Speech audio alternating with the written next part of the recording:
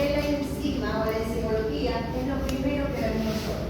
Porque todos los procesos que nosotros vamos a ver, absolutamente todas las reacciones que nosotros vamos a ver, son catalizadas por una enzima. Yo pregunto aquí de forma general, ¿quién tiene la idea de lo que es una catálisis? Hoy no es examen, ahí sí tienen una idea. Cuando sea el examen, ahí sí tienen que saber. Catabolizar de algo. La catabolización de algo, es lo que me viene. Ok. Lo que pasa es que, vamos a decir que catálisis y catabolismo son palabras que se asemejan. Todas las reacciones de catabolismo. Catabolismo es el rompimiento de moléculas para obtener energía y moléculas más chiquiticas que vamos nosotros a utilizar después para construir lo que necesitemos. Pero catálisis es una definición diferente. Catálisis se refiere a la capacidad para acelerar una reacción. En la naturaleza, en el universo entero, se dan una cantidad de reacciones que de manera natural van a ocurrir de forma espontánea. Pero ese reaccionar tiene una velocidad. Esa velocidad puede ser en años, puede ser en días, puede ser en semanas, puede ser horas, puede ser minutos y puede ser segundos. Una reacción natural que ocurre de manera casi espontánea es la combustión cuando algo se quema. Cuando se quema el monte, cuando se quema la gasolina, cuando se quema cualquier tipo de combustible. Es una reacción que tiene ese combustible con el oxígeno. Pero yo necesito algo que detone esa reacción. Porque yo puedo tener la gasolina que se está evaporando perfectamente y el oxígeno y veo que no pasa nada. Pero un chispazo, un fueguito que ocurra, un estallido, una vibración muy alta, actúan como un detonante para acelerar ese proceso de reacción. Ese algo que yo necesito para que esa reacción se dé más rápida de lo que se daría de manera espontánea es lo que yo llamo catalizador. Y ese catalizador puede ser, como acabo de decir, una fuente de energía X que va a inducir los cambios que necesitan esas moléculas para producir la reacción. En este caso, una reacción de combustión. Si es muy agresiva, o hay una explosión. Si no es tan agresiva, simplemente se va a quemar. ¿Ok? Entonces, catalizador es un agente que va a acelerar una reacción. Y normalmente lo que hace es cambiar la energía o sumar la energía a esa reacción para que ocurra. Para que los elementos de reacción tienen que tener actividad, tienen que estar molecularmente activos. Esa actividad normalmente se da por el movimiento de sus partículas subatómicas, por su movimiento de sus electrones, de sus protones y de sus neutrones. Como dije, un catalizador o un elemento que catalice, que acelere una reacción, puede ser un elemento químico, o puede ser un elemento biológico, o puede ser un elemento energético. Cuando nosotros trabajamos con elementos biológicos, es decir, que son creados por los seres vivos, que van a producir esa acción de acelerar la reacción, entonces hablamos de enzimas. Entonces vamos a definir a las enzimas como catalizadores producidos por los seres vivos. Si ese catalizador es una sustancia química, es una energía, es un aumento de presión que yo estoy haciendo. ¿Por qué? Porque cuando yo incremento la presión en un sistema, obligo a que las moléculas choquen las unas con las otras y generen la reacción mucho más rápida. La presión es un elemento físico que va a inducir a que esas moléculas reaccionen más rápidamente. Cuando yo induzco una presión sobre un estado, un sistema X.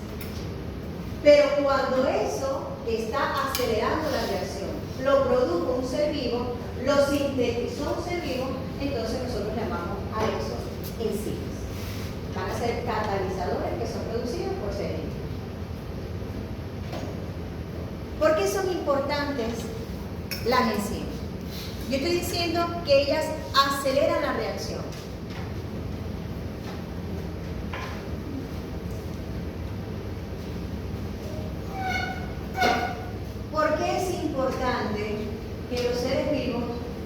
acelere su reacción. Vamos a ver, vamos a poner esa pregunta. Porque es parte del metabolismo. Vamos bien. ¿Por qué más? Díganlo por ahí. Escucho otra voz. Para adaptarse. ¿Cómo así? Sí, sirve para adaptarse.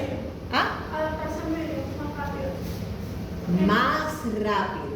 Como los ajolotes, que cuando los sacan del agua se convierten en salamandras para poder vivir. ¿Ok? Tienen un muy buen mecanismo los ajolotes. Un mecanismo bastante acelerado. Quiere decir que en él las reacciones ocurren mucho más rápidamente que cualquier otro ser vivo, que lo sacan del agua y pueden morir. Si es agua, como en el caso de los peces. Por allá hablamos del metabolismo. ¿Ok? Tenemos dos buenos ejemplos. Vamos a seguir pensando. ¿Por qué es importante? Para los procesos vitales como la absorción de alimentos. Para los procesos vitales, para que las reacciones que se dan en los seres vivos sean en tiempos efectivos para la vida. El ejemplo de la ajolote es espectacular, porque para él mantenerse vivo rápidamente tiene que adaptarse. No todos tenemos esa capacidad tan violenta, pero sin embargo, la mayoría de los seres vivos, las reacciones que ocurren en nuestro cuerpo ocurren a una velocidad que nos permite la vida. Todos los procesos vitales. Para yo hablar, para yo poder movilizarme, la cantidad de ATP que yo estoy generando es muy grande. Y eso lo necesito que se produzca de una manera rápida, porque si no, todo fuera en cámara extremadamente lenta. Y quizás pudiera existir la vida. Pero entonces un ser vivo existiría ¿cuánto tiempo? Si no existiera por las enzimas, o los catalizadores biológicos que son las enzimas. Entonces, ¿qué hacen las enzimas? Acelerar las reacciones para que sean útiles, vitalmente útiles, para que se genere la energía en el momento que la necesito, para poder cumplir con todas las funciones que nosotros tenemos. ¿Qué función tiene un ser vivo? La capacidad de replicarse. Por ejemplo, la capacidad de replicarse o reproducirse. Y Yo puedo hablar evolucionar. de replicación en un proceso de regeneración de tejido, o puedo hablar de replicación cuando hablo de la reproducción de un ser vivo. Pero en este caso sería más rápido. Asexual o sexual. Todas las reacciones que salen de nuestro cuerpo hacen que sean rápidas. Y realmente son rápidas.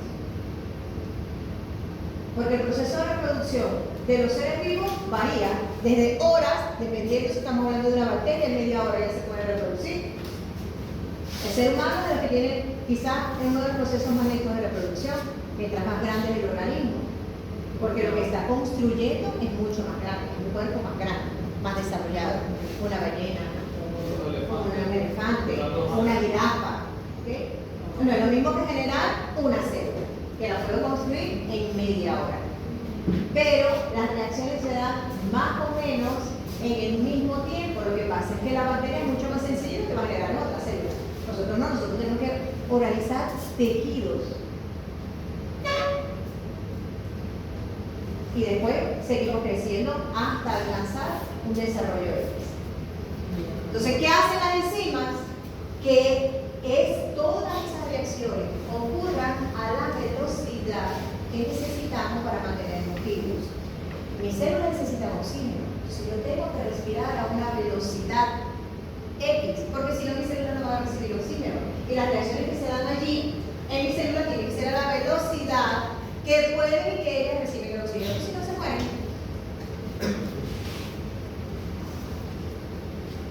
Desde el punto de vista biológico, lo que hacen las enzimas es eso, que todas las reacciones ocurran de manera que sean prácticas para mantener la vida.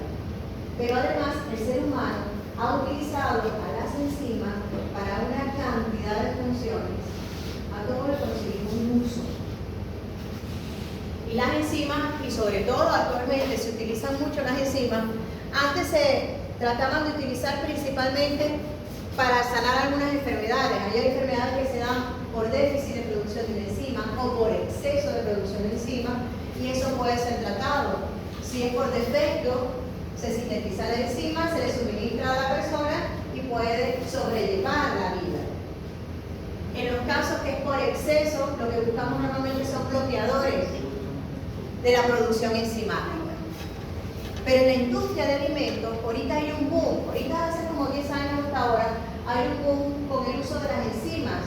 ¿Por qué? Porque las enzimas que utilizamos nosotros y los animalitos, cuando hablo de nosotros, me estoy refiriendo a todo el mundo animal, necesitamos para digerir una cantidad de elementos.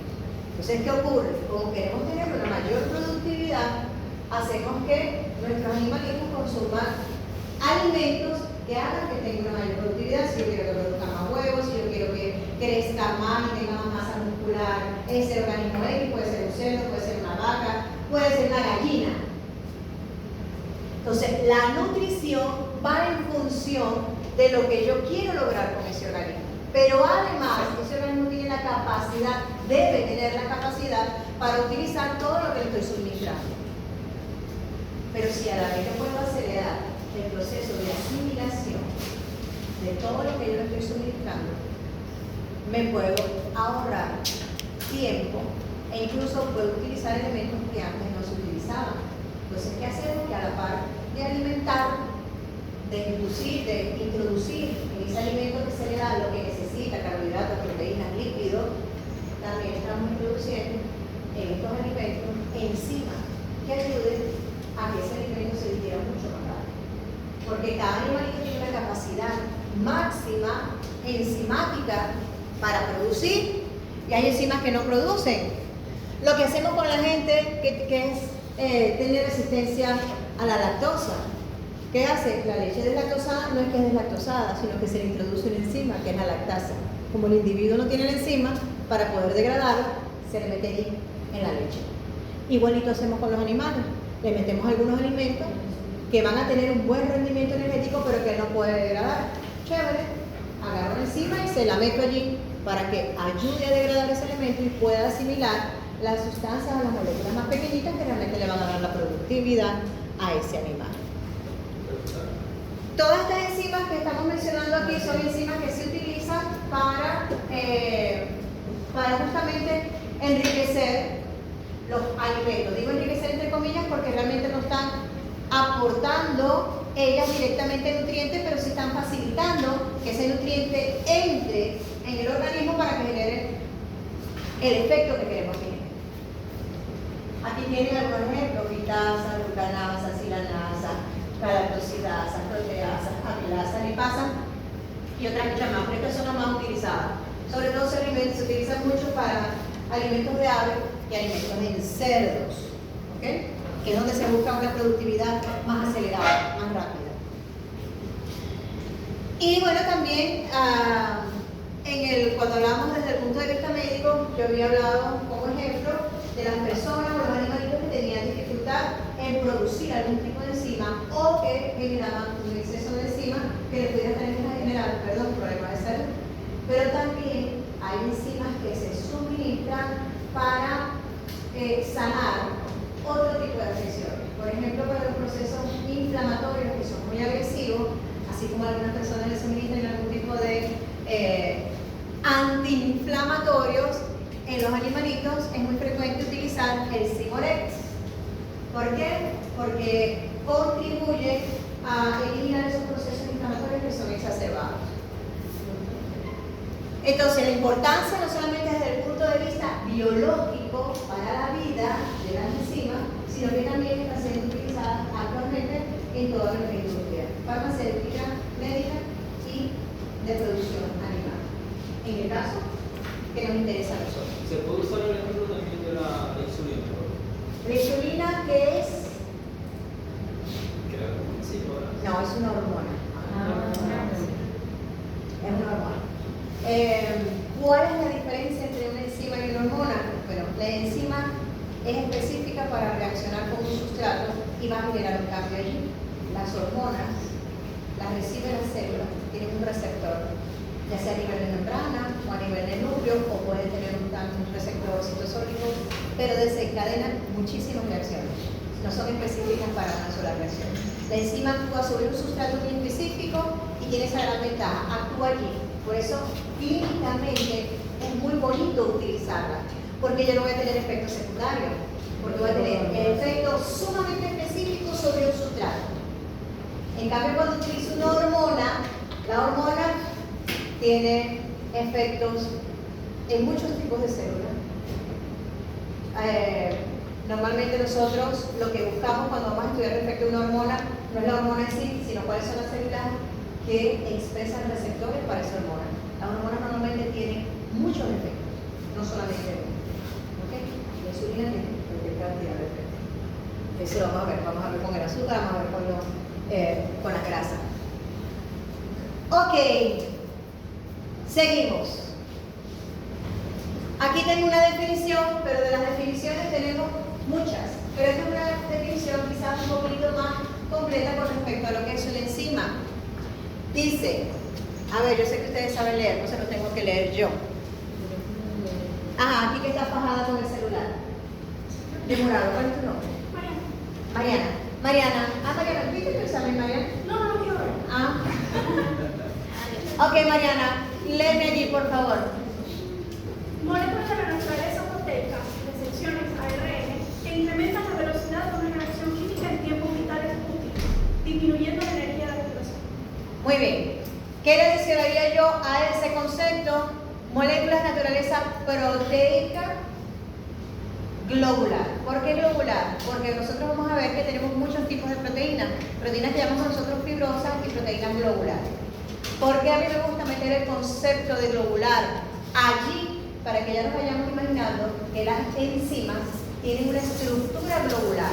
Son unas moléculas que tienden a ser circulares, grandes y circulares, porque ellas van a reaccionar con su elemento, que van a reaccionar, que lo llamamos nosotros sustrato, y prácticamente lo van a englobar. El sustrato como que se fuera a meter, la enzima va reaccionando y el sustrato va a quedar un ratico, ese elemento, dentro de ella, el o los, hasta que salen modificados de ellos. ¿Ok? Pero ya tengamos una visión que son proteínas globulares. Antes se creía que todas las enzimas eran de origen proteico, pero resulta que ya se sabe y se conoce que hay moléculas de ARN que tienen acción enzimática, pero sola y exclusivamente dentro del núcleo. ¿Ok?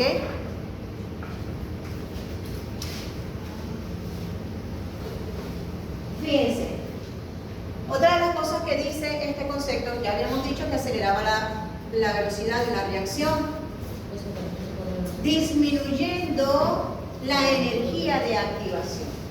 Cuando nosotros hablamos de reacciones espontáneas, que son reacciones que ocurren, vamos a decir, de manera natural, en el ambiente, o donde sea que estén esas moléculas que van a reaccionar, ellas necesitan adquirir una movilidad que las induzca a reaccionar. Si están extremadamente quietas, primero que nunca se van a conseguir. Y segundo, que necesitamos la interacción de los electrones. Cuando nosotros hablábamos de enlaces, cuando hablábamos de interacciones, había un movimiento de electrones. Es decir, entre aquella molécula y esta que está aquí tiene que haber una interacción. Para que eso se pueda dar, sus partículas tienen que estar en movimiento, deben tener una energía. Entonces, cada reacción necesita que los reactivos que están que están interaccionando, tengan una energía lo suficientemente elevada para que la reacción ocurra. Si las tengo totalmente congeladas, están inmóviles, no va a ocurrir la reacción. No va a ocurrir. En la medida que yo le voy incrementando la temperatura, ¿qué estoy haciendo? Incrementando la movilidad de las moléculas. Entonces, muchas veces nosotros podemos observar que aceleramos las reacciones. Yo quiero que eso se disuelva rápido, lo voy a calentar. Pero si además quiero que se disuelva rápido, por ejemplo, estamos cocinando caraotas, yo las caliento para que se ablanden. Pero no es suficiente el calor, demora mucho en calentarse. Entonces hago otra cosa, las meto en una olla de presión, incremento la presión, porque la presión las obliga a reaccionar. Entonces, tengo muchos factores que estoy incluyendo allí para que ocurra un cambio en esas moléculas de allá adentro.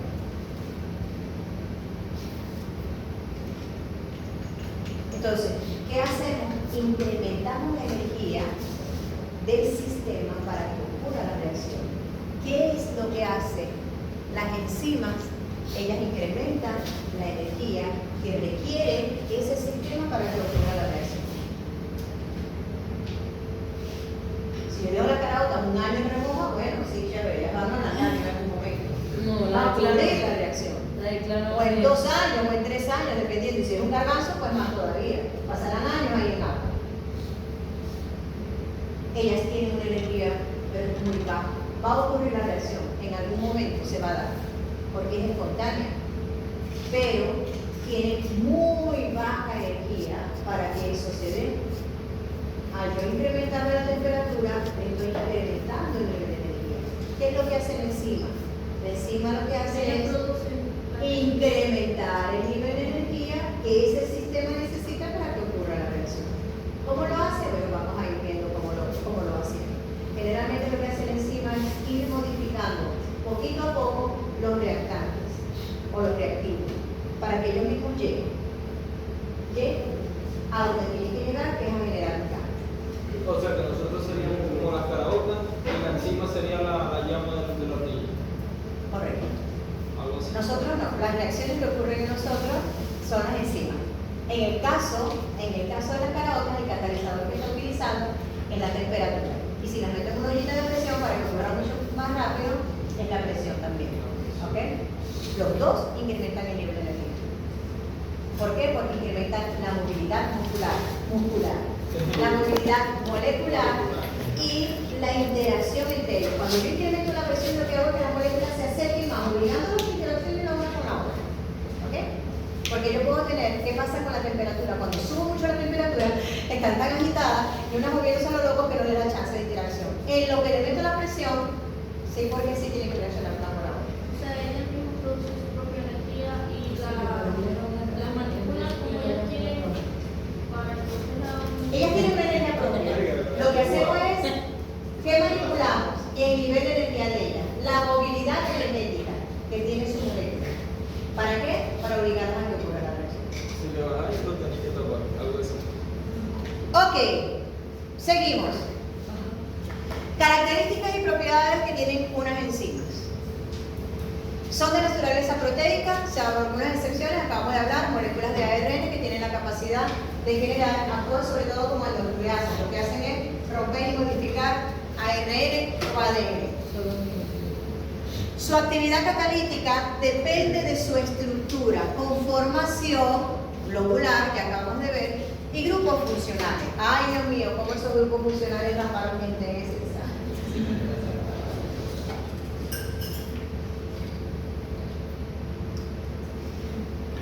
Los grupos funcionales simplemente son moléculas que al estar en otra le va a dar la capacidad de reaccionar a esa otra, que solita no lo iba a hacer. Y nosotros habíamos hablado y pusimos un cuadro y dijimos la más frecuente, la que teníamos en los carbohidratos y la que teníamos en los líquidos, pero como que nadie lo escribió, no lo leyó. Los grupos OH son importantes, son sumamente importantes como grupos funcionales. Los aldehídos, los carboxilos. Los aldehídos corresponden a los carbonilos. Los grupos cetona, ese oxígeno que está ahí, el oxígeno tiende a ser una molécula reactiva, depende de donde esté ubicado. Los grupos aminos son los más frecuentes, lo que vamos a conseguir. Entonces, esos grupos OH, amino, carboxilo, hacen que la enzima pueda tener una actividad catalítica. Si yo le quito grupos OH, le quito los grupos amino, voy a disminuir su actividad catalítica. O si lo bloqueo. No tengo que quitárselo, lo puedo bloquear. Con otro elemento que reaccione. Lo bloqueo en la enzima. ¿Existen bloqueadores enzimáticos? Sí, lo utilizamos en la medicina también, que ocurren de manera natural. De hecho, uno de los mecanismos para regular la enzima es utilizar bloqueadores de moléculas enzimáticas. ¿De qué dice? Que depende de su estructura. Cuando nosotros hablábamos en las primeras clases de la posibilidad de reaccionar un elemento, una molécula con otra, decíamos que debía tener por lo menos dos condiciones. Que físicamente pudieran acoplarse y además electrónicamente. Porque yo puedo tener una carga que sea compatible con otra molécula, pero la conformación de una no deja que llegue hacia la otra. No la deja entrar, no la deja interactuar. Pero hay conformaciones que sí van a permitir el acoplamiento de las moléculas. Entonces, ¿va a depender el acoplamiento de la carga? Sí. Pero también de la forma que tenga esa molécula. Si yo tengo unas cargas que están de este lado y yo tengo una molécula aquí que es plana, totalmente plana, para que interaccione con ella, por más que electrónicamente pueda acoplarse, nunca se va a acoplar completamente porque no va a poder amoldarse. Si tiene la capacidad de mover y amoldarse, lo va a hacer. Pero si es rígida, no. Si tenemos una cantidad de elementos de dobles enlaces, triples enlaces, no van a dejar que se movilice, que pierda esa rigidez y nunca va a haber interacción. Ah, pero tienen enlaces simples que pueden girar. Ah, bueno, puede ser que la carga electrónica haga que esa molécula pueda adaptarse a la otra. Y eso ocurre mucho con las enzimas. Pero si tengo enlaces rígidos allí, nunca va a haber una interacción buena entre esas dos moléculas.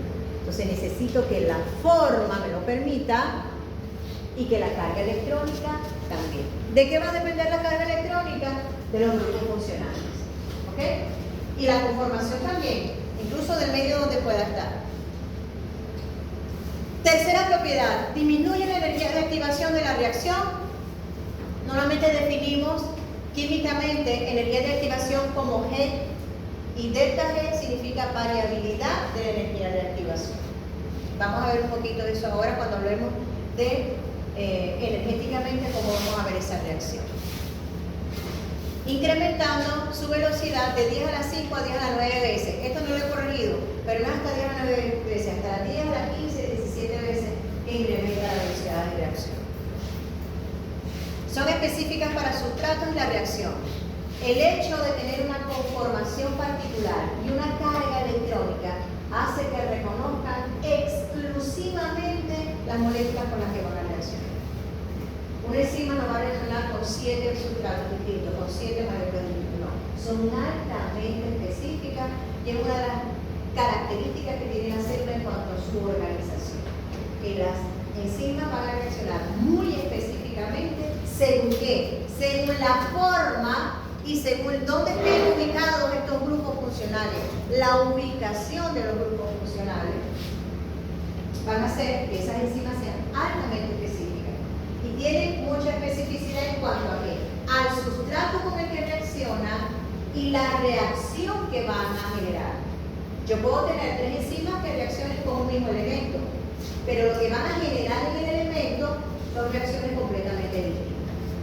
Entonces son específicas para el sustrato y son específicas para el tipo de reacción que van a generar.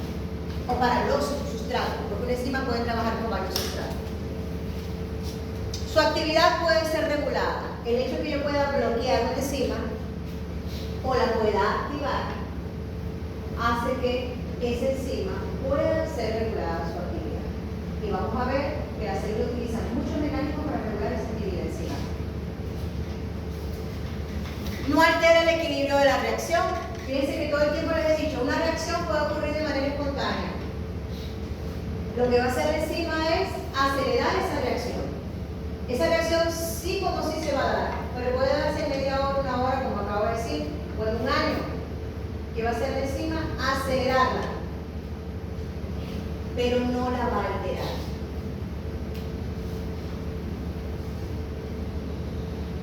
¿Qué significa que no la va a alterar? Por ahí dice, no, es que yo estaba destinada para ti, y entonces nosotros nos enamoramos y nos casamos y vamos a tener hijitos.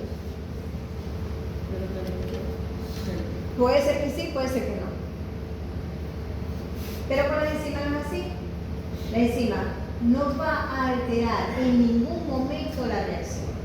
Puede ser que yo le diga a él, sí, chévere, tú eres el amor que Dios me trajo a este universo y a este mundo. Y resulta que diga que sí, pero al día siguiente hizo así y la vio a ella. Y dijo, Dios mío, Bye, bye. aquí me cayó del cielo. Este es el amor de mi vida. Cambio. El sistema cambia. Los hijitos que va a tener va a ser con ella, no va a ser con ella. Eso no ocurre con las reacciones en la serie. A menos que haya un defecto en la enzima, que reaccionó con él y produjo otra cosa. Pero si está funcionando de manera natural, nunca va a alterar la reacción, la acelera.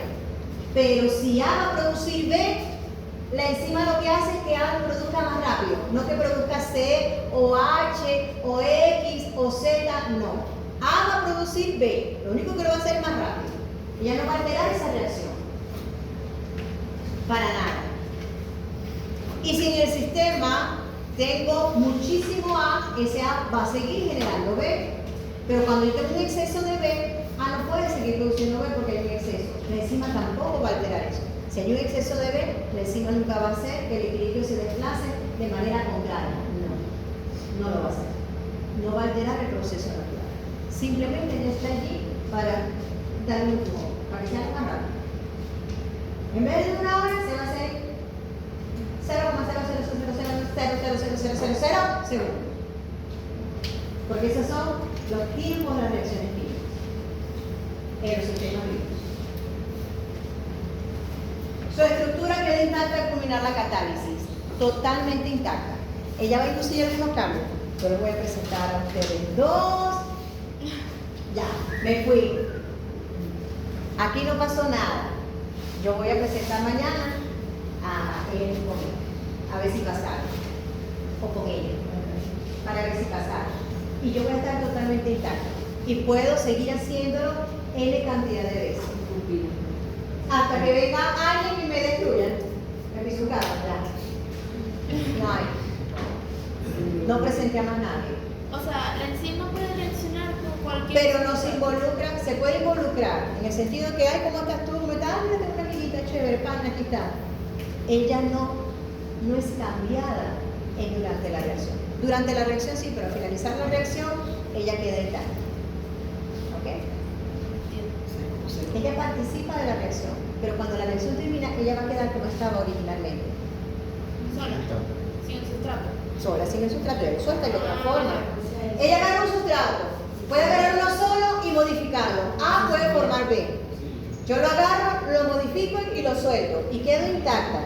Yo sigo siendo como para agarrar otro sustrato igualito. Tengo la misma capacidad de agarrar otro sustrato. Quedo original. Pero obviamente no puede hacer eso de forma infinita. O sea, Lo puede hacer de forma infinita a menos que venga un regulador. Si viene un regulador, me modifica, ahí me bloquea. Los bloqueadores lo que hacen es modificar la estructura de la enzima. Eso es lo que hace un bloqueador. Modifica la estructura y ahí si no puede. Esos bloqueadores es igual que decir inhibir. ¿Sí? Sí. Es lo mismo. Es lo mismo. Quiere decir que entonces la enzima no va a cambiar. La única manera que cambie no es porque tuvo una interacción con su sustrato, no. Ella va a cambiar porque pueden existir algunos factores que vayan a cambiar su actividad. Si yo aumento, por ejemplo, mucho la temperatura, ellas son proteínas, se desnaturalizan. ¿Ok? Entonces, obviamente, mata la enzima. Por decir, la inhibí, totalmente la bloqueé. Y si la desnaturalizo, la bloqueo de manera eterna. Porque hay una que yo puedo inhibir de manera reversible. Es decir, yo la voy a inhibir por un momentico, pero si le quito el inhibidor, ella va a seguir con su actividad. Pero cuando yo destruyo o uno de manera definitiva a ese bloqueador, ahí ella no puede hacerlo. ¿Okay? Porque la inactivo químicamente. Seguimos.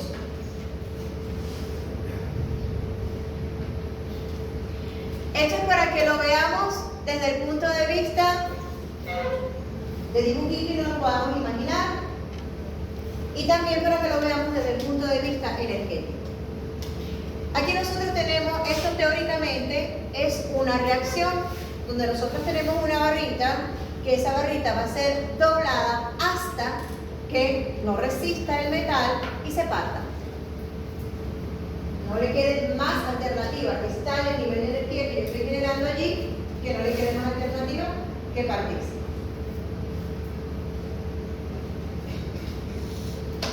Esto lo tomo yo como si fuera mi reactivo y esto como el producto. Es decir, esto es lo que yo tengo originalmente y esto es lo que se va a generar al final, que son los productos. Para que esto pase desde esta forma a esta forma, tiene que ocurrir un proceso donde va a incrementar su nivel de energía para poder generar el cambio.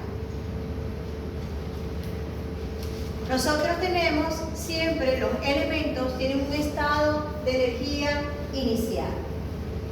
Cada molécula, cada elemento en particular tiene un estado de energía. ¿De qué depende el estado de energía? De sus electrones, de sus protones y de sus neutrones. Si soy un elemento. Si soy una molécula, depende de con quién está interaccionando esa molécula. Cada molécula va a tener un estado energético propio de ella. Si el estado energético es elevado, esa molécula va a tener facilidad para interaccionar con otra. Ese estado energético es lo que llamamos nosotros el estado basal, que es propio de la molécula que va a generar un cambio. Puede ser una o puede ser dos que vayan a reaccionar. Puede ser tres que vayan a reaccionar. Pero en la naturaleza es frecuente que reaccionen dos moléculas para generar una más grande u otra diferente o dos distintas.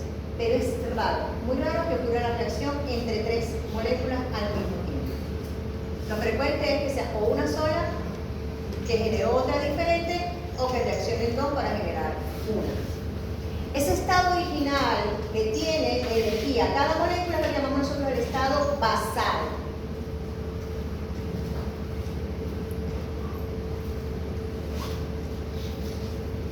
¿Qué tiene que ocurrir para que genere un cambio en esa molécula? Inyección de energía. Tiene que cambiar su estado. Y para cambiar su estado, depende que sus electrones se muevan. Y los electrones se van a mover de una manera distinta si yo le quito o le inyecto energía. A ver, siempre estoy con la misma discusión de cuál es el que sirve y cuál es el que no. Esto es lo que llamamos nosotros el estado basal, que es el estado que tengo yo de las moléculas que voy a tener como reactivo.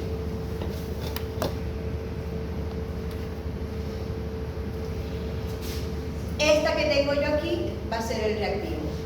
Va a ocurrir algo que va a generar un cambio en ella.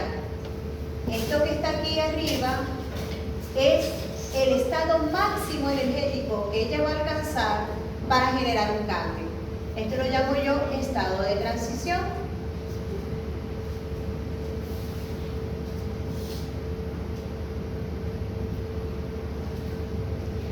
Y esto que genero yo aquí es el producto. Aquí hay una P que voy a tener yo aquí, el producto.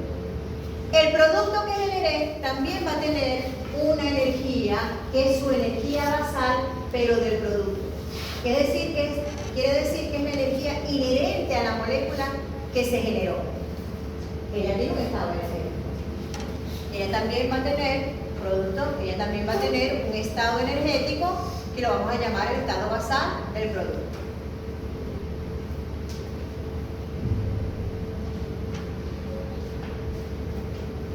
Basal del producto. Cuando las reacciones normalmente son espontáneas, aunque una enzima esté participando o no, cuando la reacción se da espontánea, aunque sea en 1000 años, pero se da de manera espontánea, ellos reaccionaron, en algún momento reaccionaron, en su momento era lento, así tipo flash. ¿Vieron su toque? ¿Quiénes vieron su toque? Ok. Cuando ustedes llegan, está tipo flash, es así todo lento. En algún momento le dan a la tela. Bueno, en algún momento ocurre la reacción. ¿Por qué? Porque llegó a un estado energético tal, la molécula o las moléculas que están interviniendo en esa reacción, que no les queda más que generar la reacción. ¿Por qué? Porque ese estado energético induce cambios en la molécula. Entonces, tiene que llega un momento en que el estado energético te dice ya, o sea, tiene que generar ya otra cosa. ¿Por qué? Porque cambió un enlace, generó una reestructuración electrónica allí que generó un tipo de modificación, una reorganización de elementos, un rompimiento de la molécula, y en vez de generar un producto me generó dos, como en este caso que está acá. Entonces, para poder llegar de este lugar a este lugar, yo tengo que emplear una cantidad de energía, y eso es lo que llamamos nosotros energía de activación.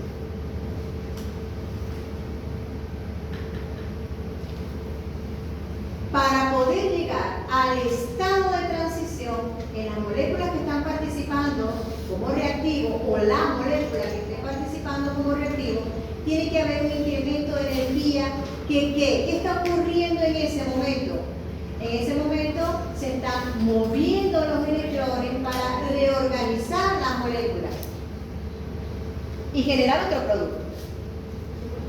Pero llega un momento en que se van generando el intercambio electrónico, se están reorganizando. Llega un momento en que ya todo está listo e inmediatamente se da la reacción. Normalmente este proceso es un poquito más lento y este es violentamente se da la reacción. Cuando las reacciones son exotérmicas o son espontáneas, la energía del producto es menor que la energía de los reactivos.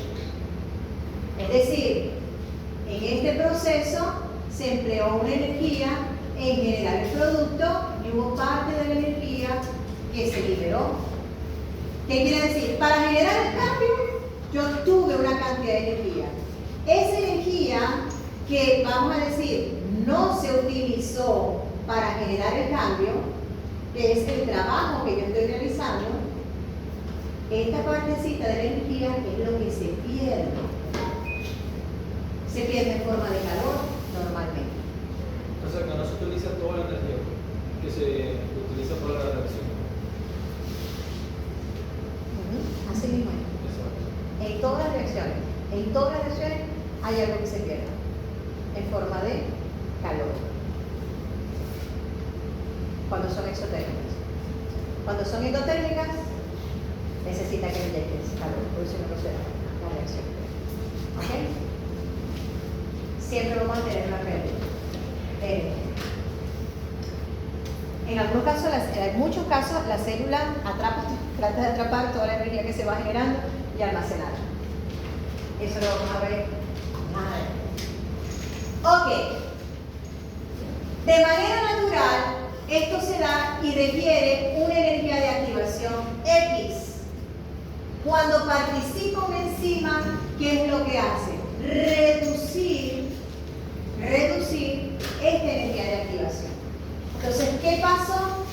Que originalmente cuando se llega a la conclusión de que sí, que realmente se tiene que generar para que se ocurran los cambios, las enzimas fueron descubiertas muy poco a poco, alrededor de 1800, entre 1800 y 1900 fueron descubiertas las enzimas. Pero para saber cómo funcionaba, eso no fue tan sencillo. Primero se dieron cuenta que las células generaban algunos cambios en el medio, eso lo hizo Pasteur. Posteriormente se dan cuenta, Buchner descubre que no necesito la célula completa. Yo puedo tener algunos extractos celulares que me van a generar un cambio en el medio. Y así fue como descubrieron a la enzima. Hay elementos que están dentro de la célula y no en la célula, porque yo solo quité toda la célula, simplemente lo que tengo ahí es un extracto que me va a generar un cambio en el medio. Voilà, no necesito la célula. Puedo tener una sustancia sola que me genere un cambio. Ahora, de allí a saber cómo Carrizo funcionaban las enzimas, pasó tiempo. De hecho, para que las denominaran enzimas, pasó un tiempo. ¿Qué ocurre? Esa reacción se da en la membrana basal, porque se llama energía basal la que comienza. Porque es una energía básica del sistema. ¿Por qué se llama energía básica? Porque es la que tiene propio la molécula. Es mi propia energía. Es mi energía basal. Es la energía básica que tengo yo como molécula solita. ¿Ok? No se llama basal porque está en una membrana basal. Porque enzimas tenemos nosotros en todas partes. Hay enzimas en la membrana celular, pero tenemos muchas enzimas en el citoplasma. Y tenemos enzimas dentro del núcleo, tenemos enzimas dentro de la mitocondria, tenemos enzimas dentro de la lisosima, dentro de cada organelo citoplasmático y distintos tipos de enzimas. ¿Ok? Tenemos enzimas fuera de la célula. Ok.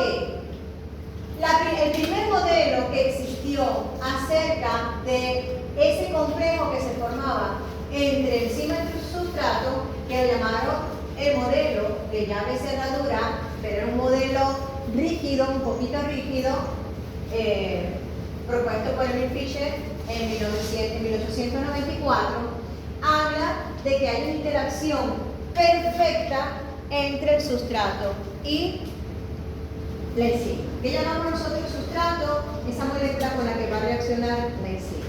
Y ya dijimos que es específica. Para aquel tiempo ya sabían que existía cierta especificidad.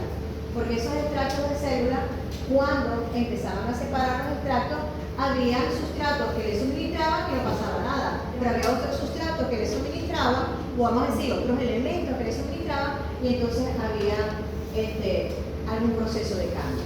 Eso sobre todo lo empezaron a hacer con las enzimas digestivas, que fueron de las más fáciles de extraer a partir de los animalitos. Y también del ser humano, por último. Entonces, lo que propone es que la molécula de la enzima que va a generar este cambio mucho más rápidamente y que va a disminuir esa energía de activación, reacciona con el sustrato, haciéndolo originar estos palitos separados que tenemos nosotros acá, para generar el producto. Pero a medida que se va conociendo más de la química y de la bioquímica, se dice, un momentito, si la reacción es tan perfecta entre el sustrato y la enzima lo que va a hacer es estabilizar al sustrato, no va a generar un cambio en él. Porque si la reacción y la interacción es perfecta entre una molécula y el sustrato y la otra, ellas lo que van a conseguir es estabilidad en el tiempo. Entonces no va a ocurrir el cambio. Entonces viene una propuesta diferente porque ¿qué es lo que dice? Luego que se establece la unión, es tan estable que la energía que yo voy a requerir para que se vaya a dar el cambio es mucho mayor. Pues nunca va a ocurrir. Si así ocurría en un año, así va a ocurrir en 10.000 años. Entonces no va a acelerar la reacción. Ese no es el modelo adecuado para la reacción enzima-sustrato. Entonces hay una propuesta que se hace algún tiempito después, que lo hace Kochler y dice, para que realmente pueda existir interacción, no tiene que ser tan perfecta. Se va a crear una interacción entre el sustrato y la enzima, ciertamente es una interacción que es específica, pero no es una reacción de acoplamiento tan perfecta, sino que en la medida que se va generando el acoplamiento, en esa medida se van induciendo los cambios en el sustrato para generar el producto. Y en el momento que se genera el producto, ya esos elementos no son, vamos a decir, no es compatible, sino que no son acoplables a la enzima. Cambia tanto el sustrato original que posteriormente no tiene interacción con la enzima. Y la enzima simplemente lo que le queda es liberar a esos elementos que se generaron. Que ya no es sustrato, sino que es producto. Este va a ser el elemento de transición y esto va a ser entonces los productos generados. Entonces, ¿qué va a hacer realmente la enzima? La enzima va a generar un proceso de interacción en el cual va a tener algunos puntos de interacción con el sustrato, no totalmente, algunos puntos de interacción que le van permitiendo. ¿Por qué se llama inducido? Porque una vez que la enzima toca o tiene contacto con la primera interacción con el sustrato, genera un cambio en él que le va a permitir a los dos irse acoplando ciertamente, pero nunca totalmente. Yo voy a ir induciendo los cambios en él, lo voy a poder ir modificando, pero nunca voy a tener una interacción total con él. Simplemente voy a generar algunos cambios que cuando ya él cambie, no va a tener por dónde reaccionar conmigo, Cuando él cambie, entonces yo lo voy a soltar, porque no tengo por dónde unirme. Eso es lo que va a ocurrir en el proceso enzima-sustrato. Hasta ahora, ese modelo no ha sido modificado. Sigue siendo el mismo modelo de interacción. De hecho, todas las interacciones enzimáticas se explican por acá, por este mismo mecanismo, hasta ahora.